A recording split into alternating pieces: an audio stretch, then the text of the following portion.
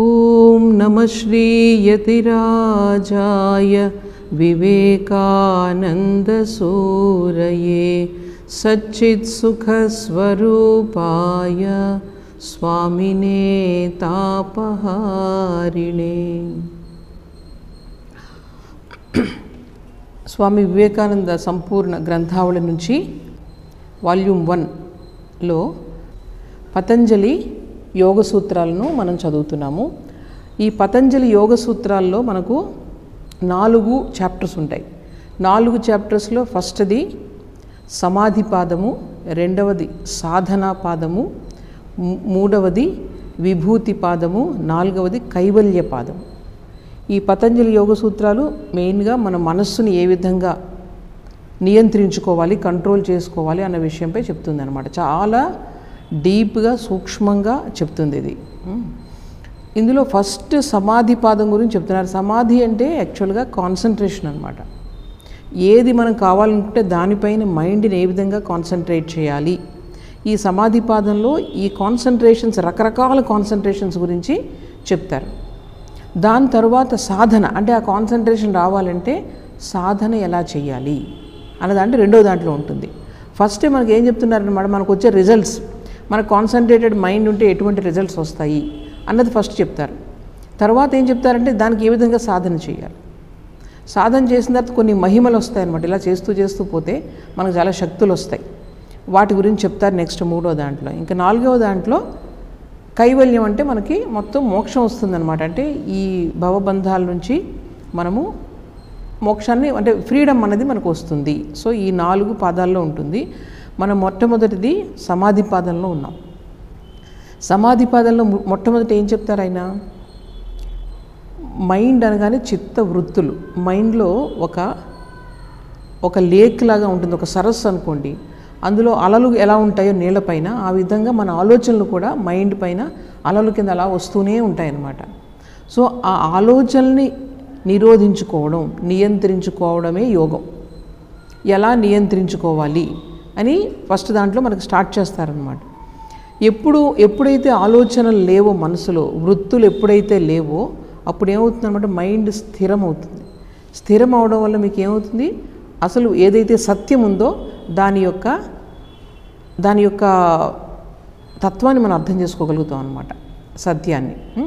ఒకవేళ మనకు చిత్తంలో ఆ వృత్తులు, ఆలోచనలు అలాగే ఉన్నాయనుకోండి, మన ఆలోచనలు ఎప్పుడు ఏం చేస్తూ ఉంటాం అనమాట, వేరే వాటితో అవి ఐడెంటిఫై చేసుకుని అదే లైఫ్ అని అనిపిస్తూ ఉంటుంది అనమాట. ఒరిజినల్ ఏదైతే ఉందో ఆ సత్యాన్ని మనం మర్చిపోతాం. దానికి మనం ఏం చేయాలి అన్నది, మళ్ళీ ఆ వృత్తులు, ఎన్ని రకాల వృత్తులు ఉంటాయి, ఆ వృత్తులు దేనివలన ఆ వేవ్స్, తరంగాలు ఇవన్నీ వస్తూ ఉంటాయి, వాటిని ఏ విధంగా నిరోధించుకోవాలి. అభ్యాస వైరాగ్యాలు అనుకున్నాం. ప్రాక్టీస్ వల్ల, వైరాగ్యం వల్ల, ఇవి రెండింటి వల్ల మనం వృత్తుల్ని నిరోధించుకోవచ్చు. ఆ తర్వాత కాన్సన్ట్రేషన్స్ 2 రకాలు ఉన్నాయి. ఆ కాన్సన్ట్రేషన్స్ ఏ విధంగా ప్రాక్టీస్ చేయాలన్నది మనకి తర్వాత చెప్పుకుంటూ వస్తున్నారు. 2 రకాలు ఉన్నాయి ముఖ్యంగా కాన్సన్ట్రేషన్స్. అవేంటి, సంప్రజ్ఞాత, అసంప్రజ్ఞాత. సంప్రజ్ఞాత అంటే మనం కాన్సన్ట్రేట్ చేసే వస్తువు ఈ ప్రకృతికి సంబంధించిందనమాట. ప్రకృతిలో సూక్ష్మమైన కావచ్చు, స్థూలమైనదైనా కావచ్చు. కానీ అసంప్రజ్ఞాత సమాధిలో అట్లాంటిది ఏమి ఉండదు. ఎందుకంటే అక్కడ ఏ వృత్తి ఉండదు కాబట్టి అక్కడ ఏది మెటీరియల్ ఆబ్జెక్ట్ ఏది మనం కాన్సన్ట్రేట్ చేయమన్నమాట.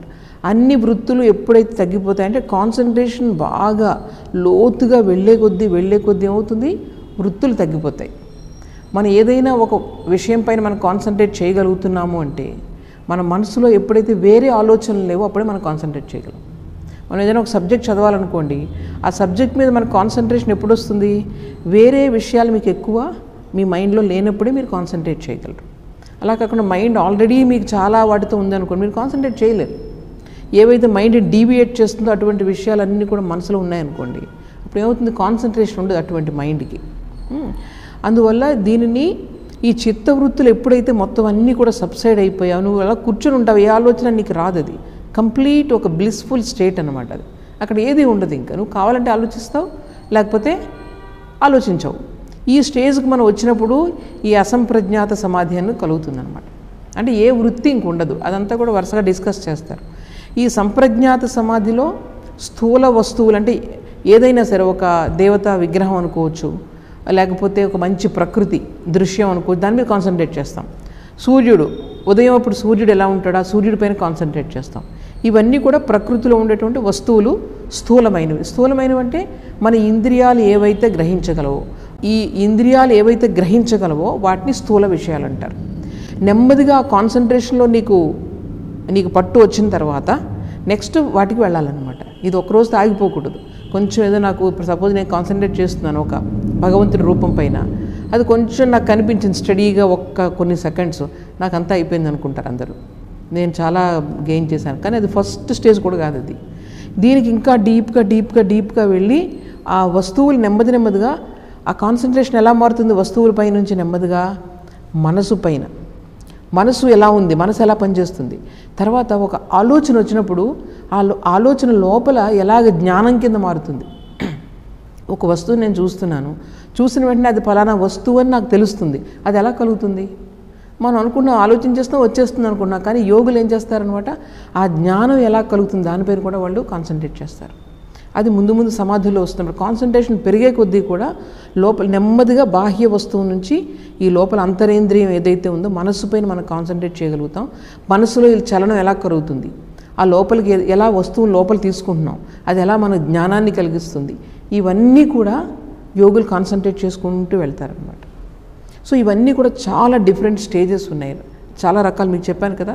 సవితర్క, నిర్వితర్క, సవిచార, నిర్విచార, తర్వాత సానంద, సాస్మిత, ఇవన్నీ కూడా రకరకాల టైప్స్ ఆఫ్ కాన్సన్ట్రేషన్స్.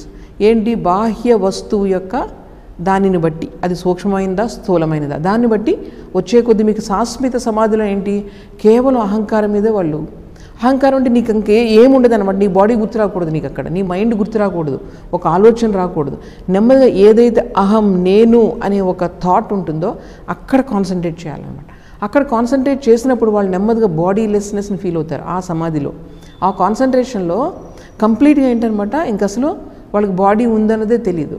అలా లోపలికి వెళ్తూ వీళ్ళు కాన్సన్ట్రేట్ చేసుకుంటూ వెళ్తారు. ఎంతవరకు వెళ్తారు, ఇవన్నీ కూడా సబీజ సమాధి. అంటే ఆల్రెడీ ఇంకా ఇంప్రెషన్స్ ఉన్నాయి, నేను దేని మీద అయితే కాన్సన్ట్రేట్ చేస్తాను దాని ఇంప్రెషన్స్ ఇంకా అందులో ఉంటాయన్నమాట. ఈ ఇంప్రెషన్స్ అన్నీ పోవాలంటే మైండ్ చాలా చాలా చాలా పవిత్రం అవ్వాలి. ఇక్కడ కాన్సన్ట్రేషన్ ఎప్పుడు మీకు కలుగుతుందంటే మైండ్ పవిత్రమైనప్పుడే. లోపల మెమొరీ ఏదైతే ఉందో అది పవిత్రం అవ్వాలి. లేకపోతే ఏమవుతుంది, మెమొరీలో ఆల్రెడీ మీకు రకరకాల కొన్ని కోట్ల ఆలోచనలు ఉన్నాయి. ఆ ఆలోచనలన్నీ కూడా పైకి వస్తూ ఉంటాయి, పోతూ ఉంటాయి, వస్తూ ఉంటాయి, పోతూ ఉంటాయి. ఎప్పుడు వస్తాయి అవన్నీ, నువ్వు కాన్సన్ట్రేషన్ చేయాలని కూర్చున్నప్పుడే వస్తాయి. మీరు కూర్చుని మైండ్ని కాన్సన్ట్రేట్ చేయడానికి ట్రై చేయండి, ఎక్కడ లేని ఆలోచనలు వస్తాయి మీకు. అర్థమైందా? ఏంటి, లోపల ఇన్ని రకాల ఆలోచనలు ఉన్నాయి. ఇవన్నీ కూడా ప్యూరిఫై అయిపోవాలన్నమాట. అంటే ఏది కూడా మనకి మళ్ళీ సంస్కారంలాగా మన లోపలికి అది ఉండకూడదు. ఆ స్టేజ్కి వచ్చినప్పుడు మీకు ఫైనల్ స్టేజ్ కలుగుతుంది. దాన్ని బట్టి మీరు ఆలోచించండి, ఎన్ని వందల జన్మల కృషి ఉంటే ఇది కలుగుతుందన్నమాట. చాలామంది కొంచెం కాసేపు 10 నిమిషాలు కూర్చొని ఏదో అయిపోయింది అనుకుంటారు, అంతా మాకు అయిపోయింది అనుకుంటారు. అంటే అసలు అవగాహన లేదనమాట వాళ్ళకి. ఎలాగ ఒక్క సంస్కారాన్ని కంప్లీట్గా మనం నిర్బీజం చేయాలంటే ఒక సంస్కారాన్ని ఒక జన్మ పడుతుంది, ఒక జన్మ సాధన కావాలి ఒక సంస్కారం. అంతటి క్లీనింగ్ ప్రాసెస్ అనమాట ఇదంతా కూడా.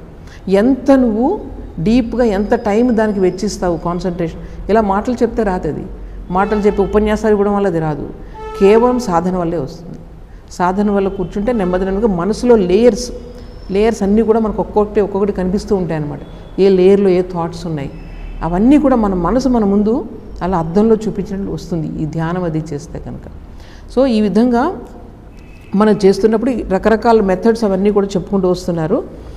ఏ విధంగా చేయాలి మనకు చెప్పారు. భగవంతుడి కృప వల్ల కూడా మనము ఈ మనసును కంట్రోల్ చేయగలుగుతాము. భగవంతుడి కృప. భగవంతుడి యొక్క ప్రతిరూపం ఏంటి, ఓంకారం చెప్పాను ఆ రోజు మీకు, ఓంకారం గురించి. అదేంటంటే మూల శబ్దం, అది మొత్తం అన్ని శబ్దాలకి మూలం అది. సో దానిపైన మీరు కాన్సన్ట్రేట్ చేస్తే మీకు ఏమవుతుందన్నమాట, మీ లోపల ఒక సత్సంగం అనేది ఏర్పడుతుంది. సత్సంగం ఏర్పడి మీలో ఉన్నటువంటి ఒక చెడు వృత్తులు ఏవైతే ఉన్నాయో, ముందు చెడు వృత్తులు, తర్వాత మంచి వృత్తులు కూడా పోవాలి. సో వాటిని కూడా నెమ్మదిగా అవి తొలగిస్తుంది అనమాట. ఎప్పుడైతే మనం మంచిదాన్ని లోపల పంపిస్తూ ఉంటామో ఈ చెడు వృత్తులన్నీ కూడా పక్కకి వెళ్ళిపోతూ ఉంటాయి. సో మనం జపం చేయాలి దేన్ని, ఓంకారాన్ని జపం చేస్తే, అర్థ భావనతో జపం చేస్తే అది నెమ్మదిగా మనకు లోపల ఉన్నటువంటి సంస్కారాలను అది మనం జయించడానికి అది అవకాశం కల్పిస్తుంది అనమాట. లేకపోతే ఇంకొక మెథడ్ ఏం చెప్పారు, ప్రాణాయామం. మన ప్రాణం మీద మన కాన్సన్ట్రేషన్ ఎలా వస్తుంది, ఊపిరి, ఈ ప్రాణశక్తి మీద కాన్సన్ట్రేట్ చేయడం వల్ల కూడా నెమ్మదిగా అవన్నీ కూడా మీరు చేసి చూడండి. ప్రాణాయామం ఒక 5 నిమిషాలు చేస్తుంది మీకు అర్థమవుతుంది. అంటే వేరే థాట్స్ అనేవి సబ్సైడ్ అయిపోతాయి. అర్థమైందా? మీరు మెయిన్గా ఈ మొత్తం ఈ బ్రీదింగ్ ఎలా వస్తుంది, ఇదంతా మొత్తం మన శరీరంలో ఏ విధంగా పనిచేస్తుంది, ప్రాణం, ఈ గుండె కొట్టుకుంటుంది, ఊపిరితిత్తులు పనిచేస్తున్నాయి, ఇవన్నీ కూడా ప్రాణశక్తితో పనిచేస్తున్నాయి. వీటన్నిటి మీద మీరు కేంద్రీకరిస్తే మీకు ఆటోమేటిక్గా ఏమవుతుందన్నమాట, ఈ బ్యాడ్ థాట్స్ ఇవన్నీ కూడా సబ్సైడ్ అయిపోతాయి. ఆ విధంగా మనము నెమ్మదిగా మనం చేయొచ్చు అనమాట. మనం అంతవరకు చెప్పుకున్నాం మొన్న, ఈ ప్రాణాయామం గురించి వాటి గురించి చెప్పుకున్నాము. తర్వాత 35వ సూత్రం. 35వ సూత్రంలో విషయవతి వా ప్రవృత్తిరుత్పన్న మనసః స్థితి నిబంధిని. ఈ విధంగా మనం కాన్సన్ట్రేట్ చేసుకుంటూ పోతే ఏంటి లాభం అంటే, అందులో వచ్చే కొన్ని అనుభవాలు అనుభూతులు మనకి ఏం చేస్తాయన్నమాట, మనకి చాలా స్థిరత్వాన్ని ఇస్తాయి మనసుకి. సపోజ్ నేను కొన్ని కాన్సన్ట్రేషన్స్ చేసుకుంటూ వెళ్తే అందులో నాకు కొన్ని సిద్ధులు లాంటివి కలుగుతాయి. కలిగినప్పుడు ఏమవుతుందన్నమాట, నాకు ఇంకా చెయ్యాలనే ప్రోత్సాహం కలుగుతుంది. మనసుకు ఒక స్థిరత్వం వస్తుంది, ఇంకా యోగ సాధనలో నేను ముందుకెళ్ళాలని. అది యోగులు చెప్తున్నారు, స్వామీజీ చెప్తున్నారు ఇక్కడ. వీళ్ళకి ఏంటంటే ఈ నోస్ ఉంది కదా, నోస్ అగ్రభాగంలో కనుక మనం కాన్సన్ట్రేట్ చేస్తే చాలా రోజులు, అప్పుడు చాలా రకరకాల సుగంధాలు మనం వాసన చూస్తూ వస్తుందంట. ఎక్కడెక్కడ ఉండవు ఆ సుగంధాలు, కానీ ఎక్కడి నుంచో ఆ సుగంధాలు వస్తూ ఉంటాయి. అట్లాగే మన నాలుక యొక్క రూట్, ఎక్కడైతే నాలుగు బయలుదేరుతుందో క్రింద, దాని దగ్గర మనం కాన్సన్ట్రేట్ చేస్తే మంచి సౌండ్స్ వింటాం. తర్వాత అంగుటి మధ్య భాగంలో చేస్తే ఏవో రకరకాల దృశ్యాలు చూస్తూ ఉంటారట. సో ఇవన్నీ రావడం వల్ల ఏమవుతుందన్నమాట, ఈ యోగ సాధనలో మనం ఇంకా ముందుకెళ్తే మనకి ఇంకా మంచి ఫలితాలు వస్తాయి అని చెప్పి మనకి ప్రోత్సాహం కలుగుతుంది. ప్రోత్సాహం కలిగి ఏం చేస్తారు, ఈ సాధన చేసేవాళ్ళు ముందుకు వెళ్తారు. ఇది 35వ దాంట్లో సూత్రంలో చెప్తున్నారు. తర్వాత 36వ సూత్రంలో విశోకావా జ్యోతిష్మతి. మనం ఇంకా దేనిపైన కాన్సన్ట్రేట్ చేయొచ్చు అంటే, ఒక జ్యోతి. ఆ జ్యోతి ఎటువంటిది, దుఃఖం లేదు అందులో, అంటే సుఖ దుఃఖాలకు అతీతమైనటువంటి ఒక జ్యోతి. అది భావించుకోవాలి మనసులో. ఆ జ్యోతి పైన మనం కాన్సన్ట్రేట్ చేస్తాం. అంటే వెలుగు కదా, చీకటిని తొలగిస్తుంది. ఆ జ్యోతి పైన కాన్సన్ట్రేట్ చేస్తే మీకు ఏమవుతుందంటే, అది మనసుకి మనం ఎందుకు చేస్తున్నాం ఇవన్నీ కూడా, మనసుకు స్థిరత్వాన్ని ఇవ్వడానికి. మనసు ఎప్పుడు కూడా చంచలంగా ఉంటుంది, దానికి స్థిరత్వాన్ని ఇవ్వడానికి మనం ఈ సాధనలన్నీ చేస్తున్నాం. సో ఇది ఒక పద్ధతి అనమాట. ఏది, ఒక జ్యోతి పైన, నిశ్చలమైనటువంటి ఒక జ్యోతి పైన కాన్సన్ట్రేట్ చేయం. స్వామీజీ ఒక మెథడ్ చెప్తున్నారు ఇక్కడ. మీ హృదయంలో ఒక పద్మం ఉంది, కలువ పువ్వు ఉంది, తామర పువ్వు, అది ఒక మొగ్గలాగా ఉంది. ఆ మొగ్గ క్రిందకి ఉందన్నమాట. అది క్రిందకుండి మనం ఉచ్ఛ్వాస నిశ్వాసాలు తీస్తూ ఉంటాం కదా, ఊపిరి బయటకు వస్తున్నప్పుడు మనం ఎలా ఊహించుకోవాలట, అది ఎలా పైకి తిరిగింది. ఇది ఆ లోటస్ పైకి వచ్చి వికసించింది అక్కడ మీ హృదయ భాగంలో. వికసించిన తర్వాత అందులో ఒక జ్యోతి, మనం ఇప్పుడు చెప్పాం కదా, విశోకా జ్యోతి. ఆ జ్యోతిని ఊహించుకోమంటున్నారు. ఊహించుకుని దాని మీద కాన్సన్ట్రేట్ చేస్తే చాలా మంచి ఫలితాలు వస్తాయి అని చెప్తున్నారు స్వామీజీ. సో ఇదొక మెథడ్. ఇంకొక మెథడ్ 37వ సూత్రంలో చెప్తున్నారు, వీతరాగ విషయం వా చిత్తం. అంటే రాగద్వేషాలు లేనటువంటి ఒక హృదయం పైన, అంటే ఒక మనిషి, ఒక వ్యక్తి ఎవరైతే చాలా మహాత్ములు ఉంటారో వాళ్ళ మహాత్ముల యొక్క మైండ్ ఎలా ఉంటుంది. ఇప్పుడు స్వామి వివేకానంద మనసు ఎలా ఉంటుంది, ఆయనకి ఎవరి మీద అసూయ లేదు, ఎవరి మీద ద్వేషం లేదు, అందరి మీద ప్రేమ ఉంది. మన మనసు ఎలా ఉందో మనకు తెలుసు. స్వామీజీ మనసు ఎలా ఉందో మనం ఊహించుకోగలం అట్లీస్ట్. సో ఆ మనసు పైన మనం కాన్సన్ట్రేట్ చేస్తే ఏమవుతుందన్నమాట, వాళ్ళది మనసు స్థిరమైన మనసు కదా, ఎప్పుడు కూడా ఒకే దాని మీద స్థిరంగా ఉంటుంది. కాబట్టి వాళ్ళ మీద మనం ధ్యానం చేస్తే మన మనసు కూడా స్థిరమవుతుంది. అలాగే ఇప్పుడు ఎందుకు మనం రామకృష్ణ పరమహంస వాళ్ళందరి మీద మనం ధ్యానం చేస్తూ ఉంటాం కదా, మనకి మంత్రం, ఎందుకంటే వాళ్ళ మీద ధ్యానం చేస్తే వాళ్ళలో ఉన్నటువంటి లక్షణాలు నెమ్మదిగా మనం ధ్యానం చేస్తాం కాబట్టి ఆ లక్షణాలు మనకు కూడా వస్తాయి, మన మనసు స్థిరమవుతుంది. తరువాత 38వ సూత్రం, స్వప్న నిద్ర జ్ఞాన ఆలంబనం వా. తర్వాత ఒక్కొక్కసారి మంచి కళలు వస్తాయి మనకి. మంచి కళలు ఎలా వస్తాయంటే, అంటే మంచి జ్యోతి చూసినట్లుగా, పెద్ద సముద్రం చూసినట్లుగా, లేకపోతే కొంతమంది దేవీ దేవతలు చూస్తారు, చాలామందికి వస్తూ ఉంటాయి ఆ కళలు. ఆ కళ ఏంటంటే ఒకసారి మనం తలుచుకుంటే చాలా ఆనందం కలుగుతుంది. ఎవరో గొప్పవాళ్ళు మనల్ని ఆశీర్వదిస్తున్నట్లుగా వాటిని మనం ధ్యానం చేయొచ్చు. అంటే ఏదైనా చూడండి, ఏదైనా ఒక మనల్ని పైకి తీసుకువెళ్ళేది, మన మనసుని కొంచెం పైకి తీసుకువెళ్ళే ఏ విషయం పైన మనం ధ్యానం చేయొచ్చు. రకరకాల మనకు ఆప్షన్స్ ఇస్తున్నారు మహర్షి ఈయన. సో అందులో మనం మంచి మంచి కళలు వచ్చినప్పుడు ఏ మంచి కళలు ఉన్నాయో వాటిపైన మనము ధ్యానం చేయొచ్చు. మీరు విన్నే ఉంటారు, స్వామి రంగనాథానందజీ ఆయనకు ఒకసారి కళ వచ్చింది తెల్లవారుజాము 4 గంటలకి. స్వామీజీ తర్వాత ఆయన చిన్న కళ వచ్చిన రోజు చిన్న కాగితం మీద రాసుకొని దాన్ని మడతపెట్టి ఆయన పెట్టిలో పెట్టుకున్నారంట. ఆయన మహాసమాధి చెందిన తర్వాత ఆ పెట్టె అంతా తీస్తే చిన్న కాగితం మడతపెట్టి కనిపించింది. ఆ కాగితాన్ని ఓపెన్ చేసి చూస్తే అందులో ఇదంతా రాసింది. డేట్ కూడా ఉంది, 1968లోనే ఎప్పుడో తెల్లవారుజాము 4 గంటలకి ఆయనకి జస్ట్ లేచే ముందు ధ్యానం చేసుకోవడం లేస్తారు కదా, కళ వచ్చింది. ఆ కళలో ఏంటంటే ఈయన కొంతమంది స్వామీజీలతో కలిసి ఒక ఉత్సవానికి వెళ్తున్నారు. ఉత్సవానికి వెళ్తుంటే అక్కడికి వెళ్ళిన తర్వాత అక్కడంతా ఉత్సవానికి అంతా ఏర్పాట్లు జరుగుతున్నాయి, మంచి పూజకి ఏర్పాట్లు జరుగుతున్నాయి. అక్కడ స్వామీజీ, శ్రీరామకృష్ణులు, తర్వాత శారదాదేవి ఫొటోస్ ఉన్నాయి. అక్కడికి వెళ్ళి నుంచి వీళ్ళు నమస్కారం చేసుకుంటున్నారు కల్లోనే. వెంటనే అమ్మ ఫోటో నుంచి లేచి వచ్చారట. లేచి వచ్చి ఈ స్వామీజీని ఆశీర్వదించారంట. ఆశీర్వదించి అక్కడ కొన్ని గిన్నెలు ఉన్నాయి బాబు, కడుగుతావా అని అడిగారట. పూజ గిన్నెలు. ఆయన వెళ్ళి ఈ కల్లోనే అన్నీ చేస్తున్నారు, పూజలో అవన్నీ కడిగారు. కడిగిన తర్వాత అమ్మ దగ్గరికి వచ్చిన తర్వాత అమ్మ ఆశీర్వదిస్తుంటే ఈయన కళ్ళ నీళ్ళతో అమ్మ చూస్తున్నారు సాక్షాత్తు. రోజు నువ్వు నాకు ఒకసారి ఎలా కనిపించమ్మా అని చెప్పి ఆవిడ ఒళ్ళో తలపెట్టుకొని ఏడుస్తున్నారనమాట. ఇట్లాగా ఆ కళ చాలా ప్రత్యక్షంగా కనిపించింది. అది మరి అటువంటి కళలు చూడండి, వెంటనే మనం ఊహించుకోవచ్చు కదా. ఇటువంటి కళలు వస్తే కనుక మళ్ళీ మనం ఊహించుకోవడంలో మన మనసు ఏమవుతుందనమాట, పవిత్రం అవుతుందన్నమాట. అది తర్వాత 39వ దాంట్లో యథా అభిమత ధ్యానాత్వా, అలాగే నీ ఇష్టం వచ్చిన వస్తువుపైన నువ్వు ధ్యానించవచ్చు. నీ ఇష్టం వచ్చిన వస్తువు అని చెప్పారు, మీరు సినిమా యాక్టర్ల పైన వాటిపైన ధ్యానించారనుకోండి, లాభం లేదు.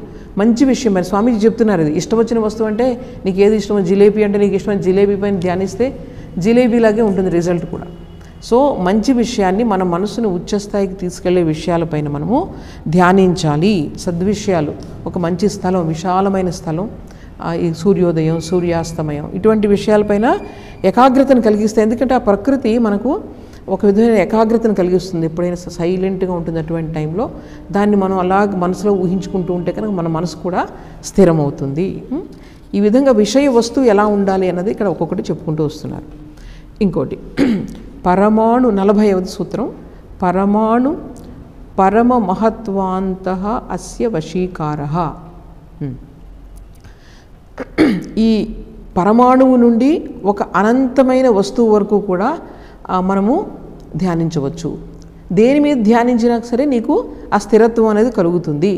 నెమ్మదిగా ఏమవుతుంది, మిగిలిన వృత్తులన్నీ కూడా క్షీణిస్తాయి. ఒకే విషయం పైన, మహద్ విషయం పైన మీరు కాన్సన్ట్రేట్ చేయడానికి ట్రై చేస్తున్నప్పుడు మిగిలిన వృత్తులన్నీ కూడా మీకు తెలియకుండానే అవన్నీ కూడా పక్కకు వెళ్ళిపోతాయి అన్నమాట. మైండ్ కాన్సన్ట్రేట్ అవుతుంది. అది తర్వాత 41వ దాంట్లో క్షీణ వృత్తేహే అభిజాతస్యేవ మణేహే గృహీతృ గ్రహణ గ్రాహ్యేషు తత్స్థ తదంజనత సమాపత్తి. ఇవన్నీ పెద్ద పెద్ద మాటలు. ఎప్పుడైతే వృత్తులు క్షీణించాయో, వృత్తులు అంటే ఏంటి, వృత్తులు అంటే ఏం చెప్పాను, ఆలోచనలు. వృత్తులు అంటే ఏం కాదు, ఆలోచనలు. ఈ మాటలు చూసి భయపడద్దు, ఆలోచనలు అనమాట.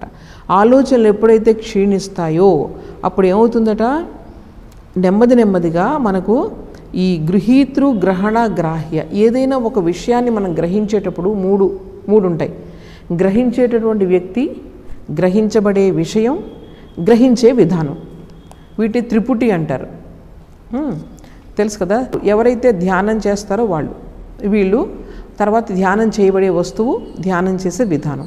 అదే ఇక్కడ చెప్తున్నారు. ఇది గృహీతృ గ్రహణ గ్రాహ్య. ఇక్కడ గ్రాహ్య అంటే వస్తువు, నేను చెప్పాను ఇప్పుడు.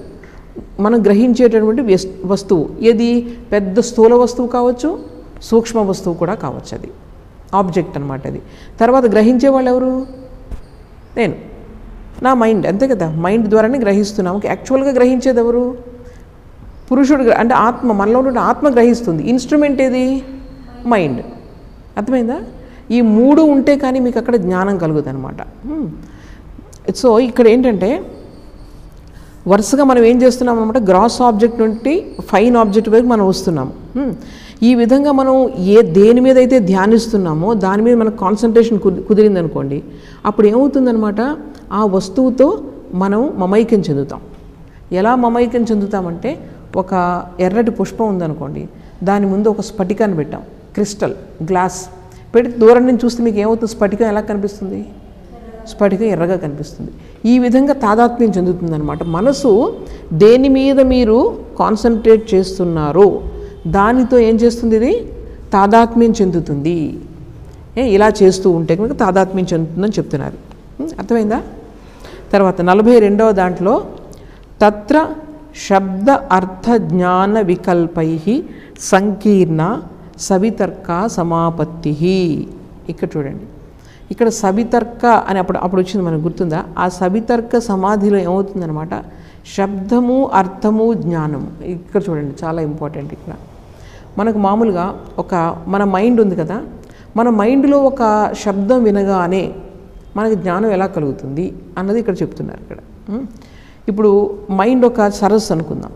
సరస్సు నుంచి మనం బయట నుంచి ఒక రాయి వేస్తే ఏమవుతుంది, అక్కడ అలజడి వస్తుంది అనమాట. అలజడి వచ్చి ఇలాగే మన మైండ్లో కూడా ఒక శబ్దం వినిపించగానే, స్వామీజీ ఒక ఎగ్జాంపుల్ చెప్తున్నారు, ఆవు అన్నారు అనుకోండి. ఆవు అనగానే మీకు వెంటనే ఆవు గుర్తొచ్చిందా లేదా? వచ్చిందా లేదా? ఎక్కడి నుంచి గుర్తొచ్చింది? ఆల్రెడీ మీ మైండ్లో ఉంది. ఆవు అన్న విషయం మీ మైండ్లో ఉంది. సపోజ్ నేను కాలిఫోర్నియా అన్నాను. కాలిఫోర్నియా మనలో ఎవరు చూడలేదు, మనం ఏదో ఊహించుకోవడం తప్ప కాలిఫోర్నియా అంటే ఎలా తెలియదు. సపోజ్ నేను కాలిఫోర్నియా వెళ్ళున్నాను అనుకోండి, ఆల్రెడీ కాలిఫోర్నియా అనగానే నాకు ఆ రోజు కాలిఫోర్నియా వెళ్ళినవన్నీ వస్తాయి రాదా?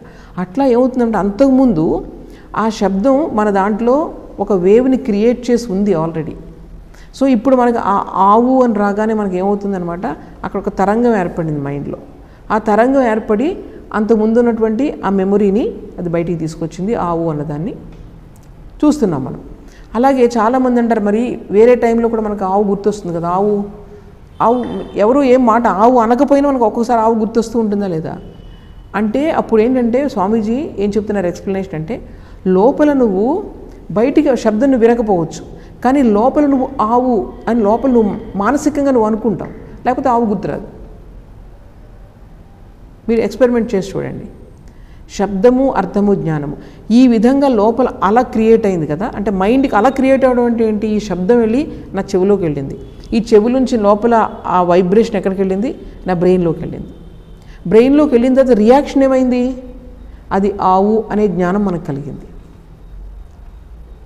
సో శబ్దము అర్థము జ్ఞానము ఎలాగనమాట ఈ విధంగా రిలేట్ అయి ఉంటాయి.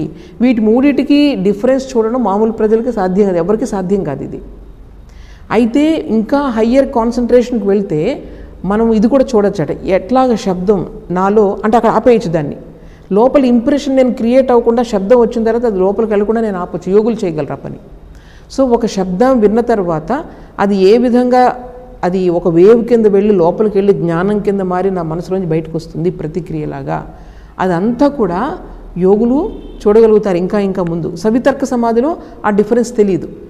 శబ్ద అర్థ జ్ఞానం ఈ మూడిటికి కూడా ఉన్న రిలేషన్ చాలా క్లోజ్ అనమాట. ఆ క్లోజ్ రిలేషన్ మామూలుగా అయితే ఎవరికి తెలియదు. చాలా ఎవరైతే సాధన చేస్తారో చాలా హయ్యర్ స్టేజ్లో ఉన్న యోగులకి ఈ మూడిటికి తెలుస్తుంది అనమాట, డిఫరెన్స్ అనేది తెలుస్తుంది. అర్థమవుతుందా? అలా పైనుంచి వెళ్ళిపోతుందా? అర్థమవుతుందా? అంటే సంస్కారం క్రియేట్ చేయకపోవడం అని కాదు అక్కడ.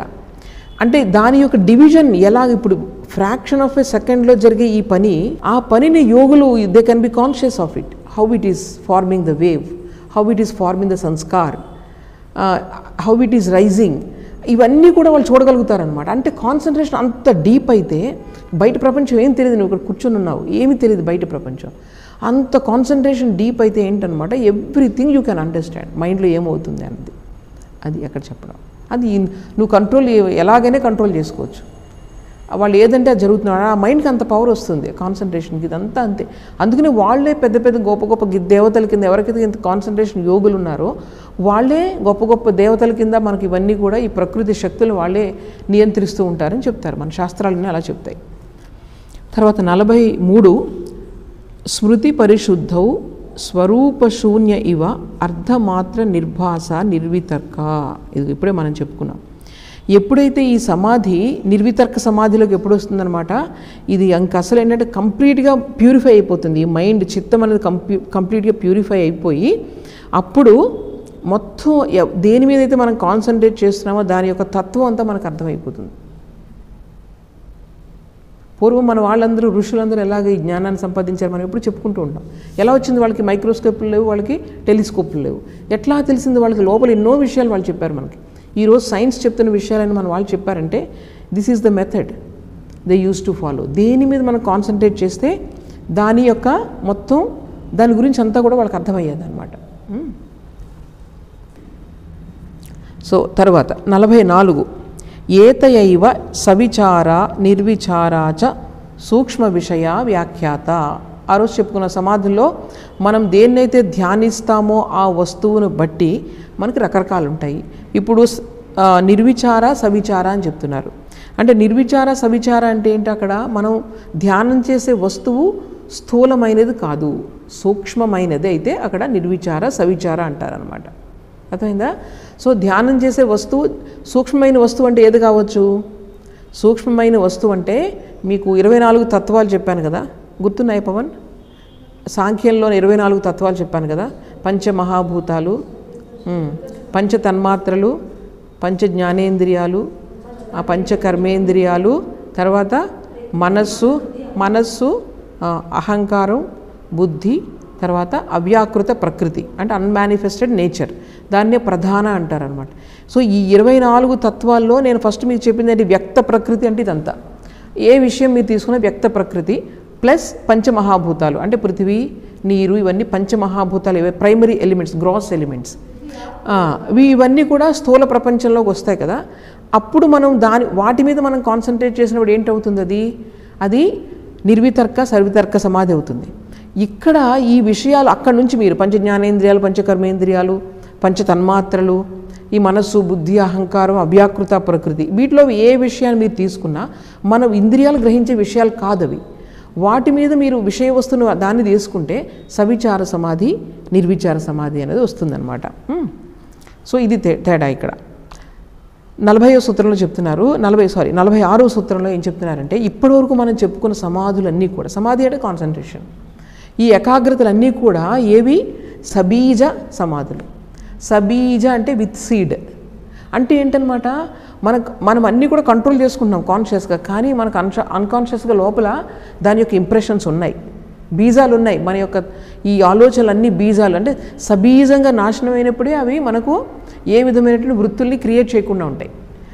ఇప్పుడు చూడండి, ఒక విత్తనం ఉంది కదా, విత్తనాన్ని మనం భూమిలో వేసినప్పుడు మొలకొస్తుంది.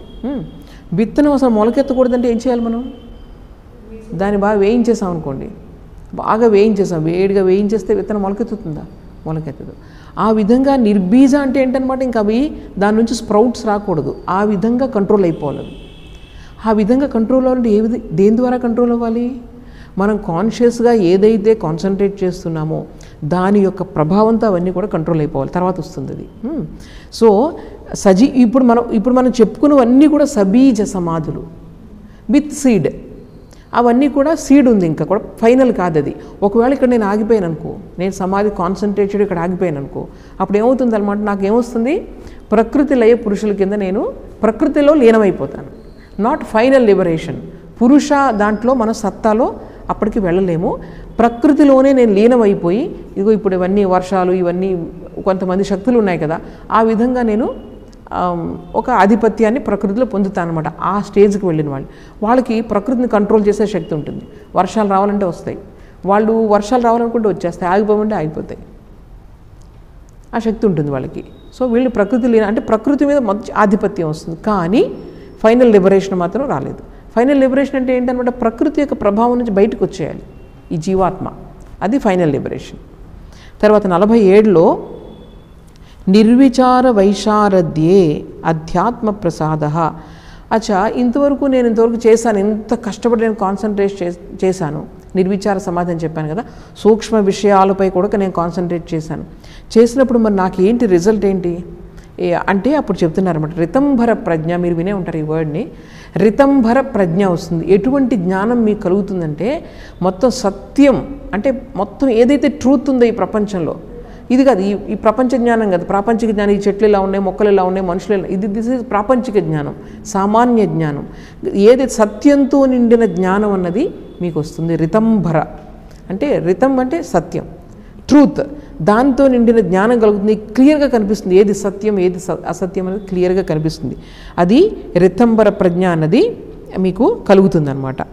సో ఇది ఎటువంటిది, ఈ జ్ఞానం ఎటువంటిదంటే ఇప్పుడు చూడండి ఇక్కడ చెప్తున్నా, మనకు మామూలుగా మనకు జ్ఞానం ఎలా కలుగుతుంది, మనకు కలుగుతుంది ఈ ప్రత్యక్ష, అంటే మనం చూస్తున్నాం, కళ్ళతో చూస్తున్నాం, చెవులతో వింటున్నాం, నోటితో తింటున్నాం. నోటితో తింటుంటే ఏ జ్ఞానం వస్తుంది మనకి, రుచి జ్ఞానం వస్తుంది. చెవులతో వింటుంటే ఏమొస్తుంది, శబ్ద జ్ఞానం వస్తుంది. కళ్ళతో చూస్తున్నది రూపం, రంగు, వాటి జ్ఞానం కలుగుతుంది. వాసన చూస్తే మనకి ముక్కుతో వాసన జ్ఞానం కలుగుతుంది. చర్మం అంటే స్పర్శ కలుగుతుంది. సో ఇదంతా కూడా ప్రత్యక్ష అంటే ఏంటి, నా యొక్క ఇంద్రియాల ద్వారా నాకు కలిగే జ్ఞానం, దీని ప్రత్యక్ష అంటారు. అంటే మనకు జ్ఞానం మామూలుగా ఎలా కలుగుతుందో ఇక్కడ చెప్తున్నారు. తరువాత అనుమాన. అనుమాన అంటే ఎక్కడో ఏదో సపోర్ట్ సౌండ్ వస్తుంది, అక్కడ ఆ సౌండ్ అంతకుముందు మనం వినున్నాం, స్కూటర్ అటు వెళ్తుంది, అది జ్ఞానమే కదా. స్కూటర్ అటు వెళ్తుందని నాకు తెలిసింది కానీ నువ్వు చూడలేదు, దూరం నుంచి విన్నావు, స్కూటర్ నువ్వు చూడలేదు అక్కడ. దీన్ని అనుమానం అంటారంటే ఏదో ఒక విషయాన్ని బట్టి ఇంకో విషయాన్ని ఆలోచించడం. అక్కడెక్కడైనా పొగ వస్తుందంటే నిప్పు ఉందని అనుమానం. ఇలా అన్నమాట జ్ఞానం ఎలా కలగవచ్చు అని చెప్పి మన పెద్దవాళ్ళ ఋషులందరూ కూడా దాన్ని వర్గీకరించారు. ఇంకొకటి ఏంటంటే మనకు చూడలేనిది వినలేనిది ఇవన్నీ కూడా ఇంకొక రకం జ్ఞానం ఉంది. అదేంటంటే ఆప్తవాక్య, అంటే మహాపురుషులు చెప్పారు, గొప్పవాళ్ళు చెప్పారు. వాళ్ళు ఏంటంటే భగవంతుడు ఉన్నాడు అని చెప్పారు. వాళ్ళు మనకు కనిపించాడా, మనకు కనిపించాడా, కనిపించలేదు, కానీ మనం నమ్ముతున్నాం అది. ఎందుకంటే వాళ్ళు గొప్పవాళ్ళు, జీవితంలో వాళ్ళు అనుభవించి చూశారు, అందుకని వాళ్ళ మాటలు మనం నమ్ముతాం. పలానా వాళ్ళు చెప్పారని నమ్ముతాం. ఇది కూడా ఒక రకంగా మనకు జ్ఞానాన్ని ఇస్తుంది అనమాట. సో ఇవన్నీ ఎక్కడున్నాయి, గొప్పవాళ్ళు చెప్పిన వర్డ్సే మనకు వేదాల్లో ఉన్నాయి. వేదాల్లో చెప్పినవి ఏంటంటే కేవలం ఋషులు వాళ్ళ యొక్క అతీంద్రియ శక్తి ద్వారా, ఇంద్రియ కాదు, ఇంద్రియ శక్తి మన అందరికీ ఉంది, మన ఇంద్రియాల ద్వారా మనం అన్నీ చేస్తున్నాం. కానీ వాళ్ళకి ఇంద్రియాలకు అందని విషయాలు వాళ్ళందరూ కనిపెట్టారు. ఎలా కనిపెట్టారు, సాధన ద్వారా కనిపెట్టారు. ఎలా కనిపెట్టారు, తపస్సు ద్వారా కనిపెట్టారు. తపస్సు అంటే ఏంటి, మనస్సుని ఇంద్రియాలను ఏకాగ్రం చేయడమే తపస్సు. వాళ్ళు మనస్సుని ఇంద్రియాలను ఏకాగ్రం చేయడం వల్ల అతీంద్రియ విషయాలను కనిపెట్టారు. మనకు కేవలం ఇంద్రియాలు కనిపించేదే అంత ప్రపంచం అనుకోకూడదు. ఇంద్రియాలకు కనిపించిన చాలా ఉంది. అది ఆ మహాత్ములు వాళ్ళ యొక్క ధ్యానం ద్వారా, జ్ఞానం ద్వారా, తపస్సు ద్వారా వాళ్ళు తెలుసుకున్నారు. వాళ్ళ జీవితాలను చూస్తుంటే మనకన్నా చాలా గొప్ప అని మనకు అర్థమవుతుంది. సో అటువంటి వాళ్ళను కూడా మనము ఇక్కడ వాళ్ళని నమ్మి కూడా మనం జ్ఞానం తీసుకుంటాం. ఇప్పుడు పురాణాల్లో, ఇతిహాసాల్లో చెప్పినవన్నీ కూడా మనం విశ్వసిస్తున్నాం, ఎందుకంటే వాళ్ళందరూ మహాత్ములు చెప్పారు కాబట్టి. కానీ స్వామీజీ ఏం చెప్తున్నారంటే వీటన్నిటి వల్ల కూడా మీకు ఈ ప్రజ్ఞ, మనం చెప్పాము ఇప్పుడు రితంభర ప్రజ్ఞ, అటువంటి జ్ఞానం కలగదు.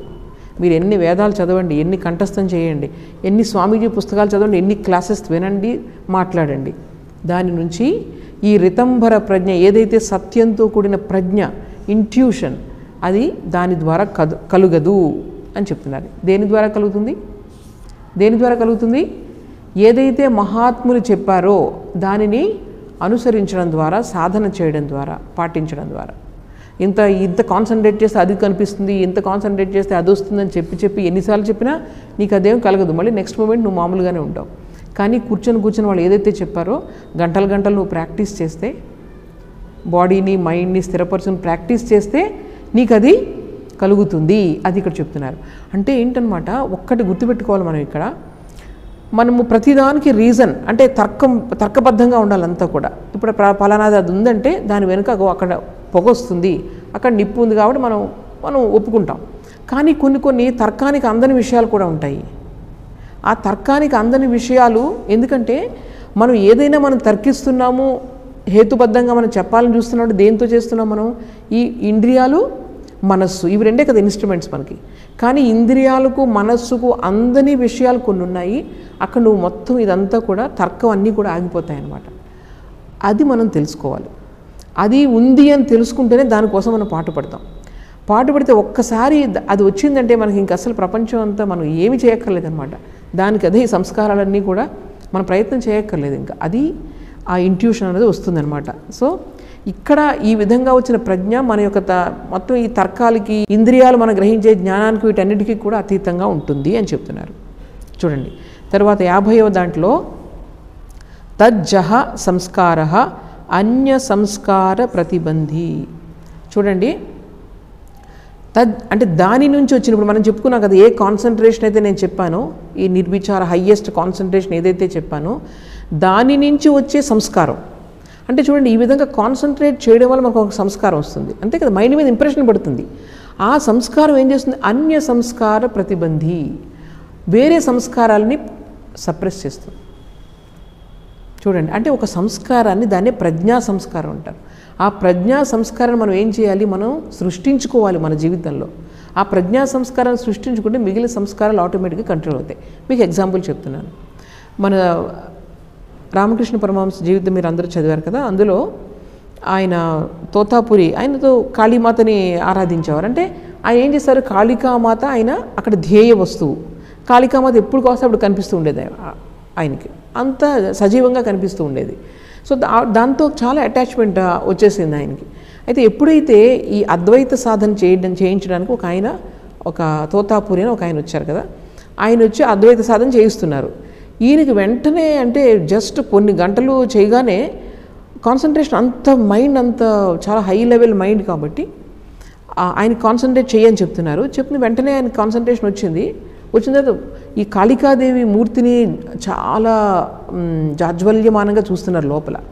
చూస్తూ ఉంటే ఆయన చెప్తున్నారు, నువ్వు మొత్తం రూపధ్యానం అంతా కూడా వదిలేసేయాలి, ఇంకా కాన్సన్ట్రేట్ చేయని చెప్పి గురువుగా చెప్తున్నారు. ఇప్పుడు ఆయన ఏం చెప్తున్నారంటే, నేను ఈ కాళికాదేవి దాని నుంచి బయటికి వెళ్ళలేకపోతున్నాను నేను అని చెప్పి ఈయన చెప్తున్నారు. చెప్తుంటే అప్పుడు వెంటనే ఆయన ఏం చేస్తారంటే, లేదు నీకు నిర్వికల్ప సమాధి కావాలంటే, చివరి సమాధి, నిర్బీజ సమాధి ఏదైతే ఇక్కడ అంటున్నారో అది కావాలంటే నువ్వు ఇక్కడ కాన్సన్ట్రేట్ చేయని చెప్పి అక్కడ ఒక గాజు సీసా ఉందట, దాన్ని అక్కడ పగలగొట్టి దాన్ని సూదిగా ఉన్న ప్రాంతాన్ని తీసుకొచ్చి ఇక్కడ గుచ్చారట గట్టిగా. అంటే అప్పుడు ఏమవుతుందనమాట, వాళ్ళ కాన్సన్ట్రేషన్ అంతా ఇక్కడ ఉంది కదా పెయిన్, కాన్సన్ట్రేషన్ పైకి వెళ్ళే కొద్దీ ఇది ఉచ్చభూమి, దీనికన్నా కూడా ఇది ఉచ్చమైనటువంటి స్థానం ఇది. ఇక్కడ ఇలా పెట్టగానే ఆయనకి మొత్తం నిర్వికల్ప సమాధిలోకి వెళ్ళిపోయారు ఆయన. అంటే అక్కడ కాళికాదేవి దాన్ని కూడా ఛేదించుకొని, ఆ సంస్కారాన్ని కూడా ఛేదించుకొని ఎక్కడికి వెళ్ళిపోయారు ఆయన? నిర్వికల్ప సమాధిలోకి వెళ్ళిపోయారు. 3 రోజుల తర్వాత ఆయన అన్ని రకాలు చెప్పి ఆయనకి, అందుకనే ఆయన ఏం చేసేవారు, మన రామకృష్ణ పరమహంస ఆయన మైండ్ చాలా కాన్సన్ట్రేటెడ్ కదా. సో ఎక్కువ హయ్యెస్ట్ స్టేజ్లోకి వెళ్ళిపోతే, నిర్వికల్ప సమాధిలోకి వెళ్ళిపోతే భక్తులతో మాట్లాడలేరు కదా, వాళ్ళకి ఈజీగా వెళ్ళిపోయేది మైండ్ అంత స్టేజ్కి. అందుకని ఆయన ఏం చేసేవారు అనమాట, ఈ కాళికాదేవి దాన్ని పెట్టుకుని ఎప్పుడు కింద లెవెల్లో ఉంచుకునేవారు, అందరితో మాట్లాడొచ్చు భక్తుల కింద అని చెప్పేసి. సో 3 రోజులంటే ఆయన చాలా కష్టపడి మళ్ళీ నార్మల్ స్టేట్కి తీసుకురావాల్సి వచ్చిందనమాట. సో ఇవన్నీ వాళ్ళ జీవితాలు చదివితే, రామకృష్ణ పరమహంస మీరు జీవితం చదివితే ఇవన్నీ మీకు అర్థమవుతాయి. సో ఇక్కడ ఏంటనమాట, ఏదైతే మొత్తం నేను జీవితాంతం కొన్ని జన్మల పాటు నేను కాన్సన్ట్రేట్ చేసి ఒక స్టేజ్కి వచ్చాను, ఒక స్టేజ్కి వచ్చి నేను చాలా డీప్ కాన్సన్ట్రేషన్ అలవాటు చేసుకున్నాను, దానివల్ల ఒక సంస్కారం నాలో క్రియేట్ అయింది. మేబీ ఆ సంస్కారం ఎలా ఉండొచ్చు, ఒక మంచి కాంతి పుంజంలాగా. మీకు స్వామీజీ జీవితం మీరు చదవండి, స్వామీజీ జీవితాలు చిన్నప్పటి నుంచి, ఇంత వయసులో ఉన్నప్పుడు ఇంకా చిన్నప్పటి నుంచి కూడా ఆయన కళ్ళు మూసుకుంటే ఏం కనిపించేది? జ్యోతి కనిపించేది. కళ్ళు మూసుకుంటే మొత్తం ఇక్కడ ఈ ప్రాంతంలో జ్యోతి కనిపించేది.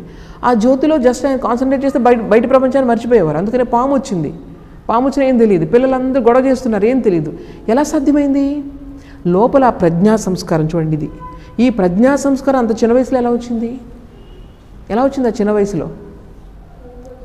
ఆయన ఎవరు? సప్తఋషి మహర్షి అంటే ఎంతో ఉచ్చ స్థితిలో ఉన్నటువంటి మనస్సుది, ఎంతో కాన్సన్ట్రేట్ చేసి తపస్సు చేసి ఉన్నటువంటి హయ్యెస్ట్ ఇదనమాట ఆయన మహర్షి ఆయన. అందువల్ల ఆయనకి చిన్నప్పటి నుంచి ప్రజ్ఞా సంస్కారం అంటే ఏంటో మీకు తెలియడానికి చెప్తున్నాను. ఆ లోపల అందుకే ఆయన కళ్ళు మూసుకోగానే వెంటనే కాన్సన్ట్రేషన్కి వెళ్ళిపోయేవారు సమాధిలోకి. అక్కడ మీకు అమెరికాలోను ఇంగ్లాండ్లోను క్లాస్ చెప్తూ ఈ రాజయోగం క్లాస్ చెప్తూ వాళ్ళకి మెడిటేషన్ నేర్పిస్తున్నారు స్వామీజీ. మెడిటేషన్ నేర్పిస్తూ ఇంక మా బాహ్యస్మృతి పోయింది ఆయనకి. అంటే జస్ట్ ఇలా కాన్సన్ట్రేట్ చేస్తే మైండ్ లోపలికి వెళ్ళిపోతుంది. అలాగే ఒక చోట అమెరికాలో కూడా ఒక చెట్టు కింద కూర్చొని ఆయన నేర్పిస్తున్నారు, సమాధిలోకి వెళ్ళిపోయారు. అందరూ చూశారు, వెస్టర్నర్స్ వాళ్ళందరూ, పాశ్చాత్యులు, వాళ్ళు ఎంత అదృష్టవంతులు చూడండి. స్వామీజీని ఈ విధంగా ఏంటనమాట, వాళ్ళు బలవంతాన్ని ఆ మైండ్ని బయటికి తీసుకొచ్చి మనందరికీ ఇలాంటివి నేర్పాలి అని చెప్పి బయటికి తీసుకొస్తారు. కానీ వాళ్ళ న్యాచురల్ టెండెన్సీ ఏంటనమాట, కాన్సన్ట్రేట్ అయిపోతుంది. రామకృష్ణ పరమహంస ఒకసారి ఎవరో కానీ గొడుగు గొడుగు మనం ఇలా తీస్తాం కదా, తీసిన దాన్ని మూసారు ఇలాగా, మూస్తే ఆయనకు సమాధిలోకి వెళ్ళిపోయారు ఆయన. ఎందుకని? మనసు అన్ని రకాల థాట్స్ ఇలా కాన్సన్ట్రేట్ చేయడం గుర్తుకొచ్చింది ఆయనకి గొడుగు చూసి. చూడండి మనకేం గుర్తుకొస్తుంది? మనకైతే ఎక్కడో ఫిల్మ్లో ఎక్కడో ఏదో పాటలు పాడారు గొడుగు పట్టుకుని అవి గుర్తుకొస్తాయి. చెప్తున్నాను ఆయన మైండ్ ఎక్కడుందనమాట, ఎప్పుడూ ఇవి కాన్సన్ట్రేట్ చేసేవాళ్ళు. ఇవన్నీ ఫ్యాక్ట్స్, ఇవి నిజంగా ఆలోచించి చూడండి మీరు. వెంటనే ఆయనకి ఏం గుర్తొచ్చింది? అలా మనసు కాన్సన్ట్రేట్ అవ్వడం గుర్తొచ్చి ఇంకొకసారి ఆయనకి కెలాడియోస్కోప్ అని చూపిస్తూ ఉంటారు కదా, మనం ఇక్కడెక్కడైనా సర్కస్లకు వెళ్ళినప్పుడు దాంట్లోంచి పెట్టి చూస్తే లోపలంతా కూడా బద్రీనాథ్, కేదార్నాథ్ ఇవన్నీ చూపిస్తూ ఉంటారనమాట, పుణ్యక్షేత్రాలు. అందరూ చూస్తున్నారు కదా, ఈయన కూడా వెళ్ళారు చక్కగా అక్కడికి వెళ్ళి పెట్టి చూస్తున్నారు. కాన్సన్ట్రేట్ అవుతుంది మైండ్, దాని మీద చూడాలి కదా, ఒక్క దాని మీద అలా చూడాలి, కాన్సన్ట్రేట్ అవుతుంది. ఇమీడియట్గా ఆయన సమాధిలోకి వెళ్ళిపోతున్నారు.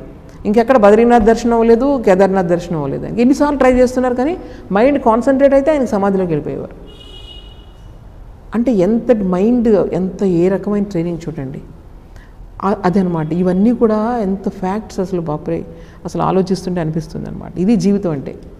ఇవన్నీ నిజంగా వచ్చినప్పుడు జీవితం అంటే ఏటో అర్థమవుతుంది అనమాట. మనం చేస్తున్నది ఏంటి? మనుగడ. జస్ట్ ఏదో ఇచ్చాడు, కొన్ని 5 అవయవాలు ఇచ్చాడు, కొన్ని అవయవాలు ఇచ్చాడు, వాటిని ఎంజాయ్ చేయడం, 4 బట్టలు కొనుక్కోమన్నా డబ్బులు ఇచ్చాడు, 10 రకాల బట్టలు కొనుక్కోవడం, ఎంజాయ్ చేయడం. This is only existence. మనుగడ అన్ని జంతువుల్లాగే మనుగడ, జస్ట్ ఇంద్రియాలతో. కానీ ఇంద్రియాతీత జ్ఞానం ఒకటి ఉంది, దీనికి మనిషి చేరుకోగలడు. అది కదా అసలైన లైఫ్ను ఫుల్గా మీరు ఎంజాయ్ చేయొచ్చు. అప్పుడు లైఫ్ ఫుల్గా మీకు బ్లూమ్ అవుతుంది. ఇప్పుడు కొన్ని విషయాలు చూస్తేనే మనం ఆనందంతో పరవశించిపోతున్నాం, ఇంకా ఎన్ని విషయాలు చూడొచ్చు. అప్పుడు ఇంద్రియాతీతంగా ఎన్ని విషయాలు చూడొచ్చు. వాళ్ళది యాక్చువల్ లైఫ్ అనమాట. అది లైఫ్ ఫుల్గా వాళ్ళు ఎంజాయ్ చేయగలుగుతారు. ఓకే, ఇప్పుడు మనం ఎంతవరకు వచ్చాము? ఈ కాన్సన్ట్రేషన్ వల్ల వచ్చినటువంటి సంస్కారము మిగిలిన సంస్కారాలని పక్కకు తీసేస్తుంది. అందుకని వాళ్ళ కాన్సన్ట్రేషన్ ఈజీగా కలుగుతుంది. మనకు లైవ్ ఎగ్జాంపుల్స్ మనకు స్వామీజీ జీవితంలో, రామకృష్ణ పరమహంస జీవితంలో ఇవన్నీ కూడా మనము చూస్తున్నాము. తర్వాత అమ్మ చెప్తారు, అమ్మ చాలా సింపుల్గా పైకి కనిపించరు కాబట్టి అమ్మ చెప్తున్నారు, జపం చేస్తూ ఉంటే ఒక్కొక్కసారి మీరు ఏ ప్రయత్నం లేకుండా లోపల నుంచి జపం అన్నది వచ్చేస్తూ ఉంటుంది. మీరేం ప్రయత్నం చేయక్కర్లేదు, లోపల నుంచి మీరు వింటూ ఉండడమే జపాన్ని, దానంతటా అదే వస్తూ ఉంటుంది ఎక్కడి నుంచో. సో ఇవన్నీ కూడా ప్రజ్ఞా సంస్కారాలు అంటారు వీటిని. ఈ సంస్కారం ఏంటంటే ఇంకా నేను లోపలికి వెళ్ళాలనే కోరిక మనకు కలిగిస్తుంది.